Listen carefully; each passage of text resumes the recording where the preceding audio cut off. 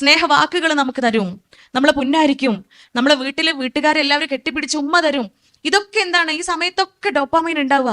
ഒരു കുട്ടി ഗിഫ്റ്റ് വാങ്ങുമ്പോൾ ഒരുപക്ഷെ ഏറ്റവും നല്ല ലീഡർ ആയതിനായിരിക്കാം, ഏറ്റവും നല്ല സ്വഭാവമുള്ള സ്കൂളിൽ ഏറ്റവും ബെസ്റ്റ് ക്യാരക്ടർ ഉള്ള കുട്ടി ആയതിനായിരിക്കാം, ബെസ്റ്റ് കോർഡിനേറ്റർ ആയതിനായിരിക്കാം, അല്ലെ, ഏറ്റവും നല്ല ഫ്രണ്ട്ഷിപ്പ് കീപ്പ് ചെയ്യുന്നതിനായിരിക്കാം, അപ്പൊ ഏറ്റവും നല്ല ഗുഡ് സ്റ്റുഡന്റ് ആയതിനായിരിക്കാം, എന്നും ക്ലാസ്സിൽ ചെന്നതിനായിരിക്കാം, നല്ല മാർക്സ് വാങ്ങിയതിനായിരിക്കാം, എക്സ്ട്രാ കരിക്കുലർ ആക്ടിവിറ്റീസിൽ പെർഫോം ചെയ്തതിനായിരിക്കാം, എനിത്തിങ്.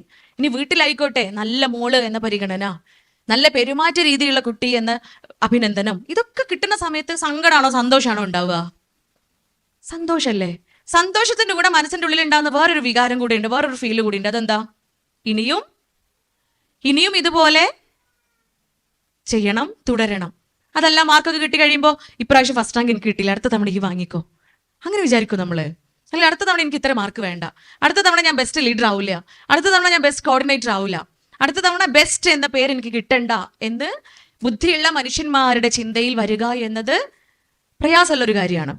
മറിച്ച് ഈ ഡോപ്പാമൈൻ്റെ സാന്നിധ്യം അവിടെ ഉണ്ടാവുന്നത് കൊണ്ട് തന്നെ സന്തോഷത്തോടൊപ്പം സംതൃപ്തിയോടൊപ്പം സാറ്റിസ്ഫാക്ഷൻ വരുന്നതോടൊപ്പം നമുക്ക് ഉണ്ടാവുന്ന ഒരു ഫീലാണ് ഇനിയും ഇൻഷാ അല്ലാഹ്, ഇനിയും ഞാൻ ഇങ്ങനെ ചെയ്യും, ഇനിയും ഞാൻ ഇങ്ങനെ തന്നെയാവും.